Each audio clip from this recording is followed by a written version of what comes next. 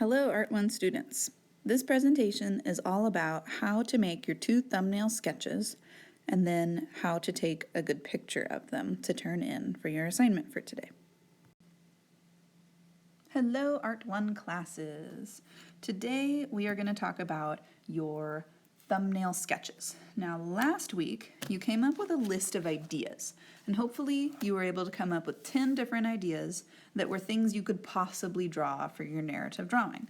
Now for today's assignment you're going to need to either pick one favorite or 2 favorites, but you have to make 2 drawings today. If you have just one idea, like I'm going to choose this one, then that means that you're going to draw that same idea 2 different ways. Does that make sense? So hopefully you understand that you're either going to pick 2 ideas or you're going to pick one idea and draw it twice. When you make these thumbnail sketches, they can be on any kind of paper. This is computer paper for your printer, and I'm going to fold it in half. Because a thumbnail sketch is technically supposed to be really tiny. That's why it's called a thumbnail sketch, is it's supposed to be small. We're going to make ours a little bit bigger than they technically are supposed to be, but that's okay. So here on my paper, I have enough space to make one drawing and then a second drawing. And then we will be turning them in by taking a picture of them. So my idea that I have is of something that happened the other day where one of my cats was sleeping and then one of my other cats snuck up on her while she was sleeping. It was really funny. And so I think that that might be a good idea for something to make for my narrative drawing, since it has some action going on and it's interesting and it's not just a picture of one cat sleeping. That would be kind of boring. So I'm going to start with my first thumbnail sketch. These are not supposed to be very detailed at all. It's all about figuring out where you're going to place things in the picture. Remember, we've got foreground, middle ground, and background to think about. So in this drawing, I'm going to make my sleeping cat in the foreground. So I'm going to make her big. You can see that here I've drawn an oval, and that's all I'm making for my cat so far, because I just want to figure out where I'm going to organize everything. And now I want to have her up against a wall because that's where she was. So here's the edge of the wall, and then this point right here is where it goes up, and that'll be the corner of the wall, because my other cat was hiding back here way off in the background. So now I'm going to make him. So there's his face, and then he was sneaking out from around the corner. There's a leg. So circles, triangles, ovals, that's what we're going for here, not tons of detail. So now I can see something in my background and something in my foreground. I'm going to add my cat's head here. So this drawing right here, my cat is big. She's almost the size of my palm, but there's not a lot going on over here or over there. So let's not leave big empty spaces. Now I'm going to draw a door. So this is going to be the door. She does like to sleep by it because I've got little windows in one of my doors. So now I'm going to put the little windows in it. And then let's add like a mat in front of the door that she's sleeping on. And then over here, I need something in my middle ground, so I'm going to add a bowl. Okay, there's a bowl. And then I could add some trim against the floor to make it a little bit more interesting. That's the bottom of the door, so she's on the rug. There's the edge of the rug again. And so now I can kind of see where everything is placed. I'm going to label this with a number 1. When you turn them in, if we are talking about them and you are asking me questions about your drawings, it'll be really easy for me to say, well, in drawing number 1, you have this, but in drawing number 2, you have that. Okay, so there's my first thumbnail sketch of my idea, which was of one of my cats sneaking up on the other one. Now I'm going to make my second one. This one's going to be the same scene, but from a different perspective. So now for this one, I'm going to make it so that I'm behind this cat. That's what I'm going to do. So he's going to be in the foreground. So there's his head, and he's looking forward toward my other cat, and then he's going off the edge of the page, because that's always nice. And now I'm going to add his leg over here with his little foot, And he's sneaking. All right, so I've got mostly ovals and circles here.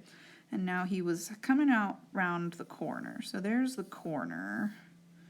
And then I'm gonna make a diagonal line for showing how far off it goes. I like to start by drawing lightly and then I can go over it when I need to make the lines darker. So now I'm gonna put my sleeping cat over here. Now she's the one that's in the background. So there's her oval and her head. And I'm still gonna put the door by her. This time you're gonna see much more of it. And it's still got windows in it.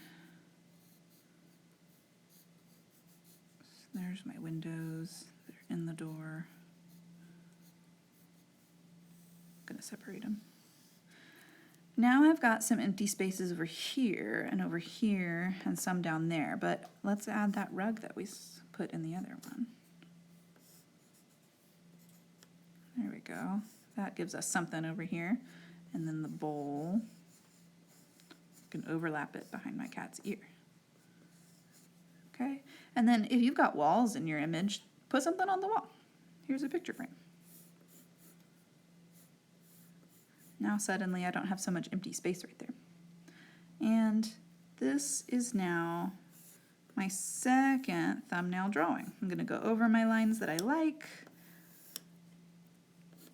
There's another leg, foot, and now you can see pretty clearly all of my shapes and where they are arranged in the drawing. The last thing I'm gonna do is label this one as number 2. And then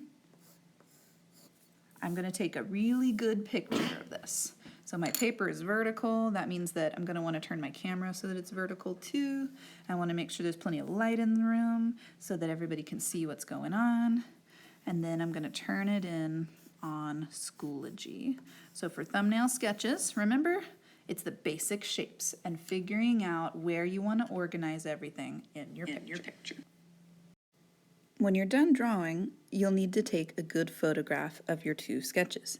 Make sure that the lights are on in the room so that it's bright. This will keep it from being so blurry. Make sure that you get really close to your drawing so that you're able to see the drawing really well and not a whole lot of stuff around it.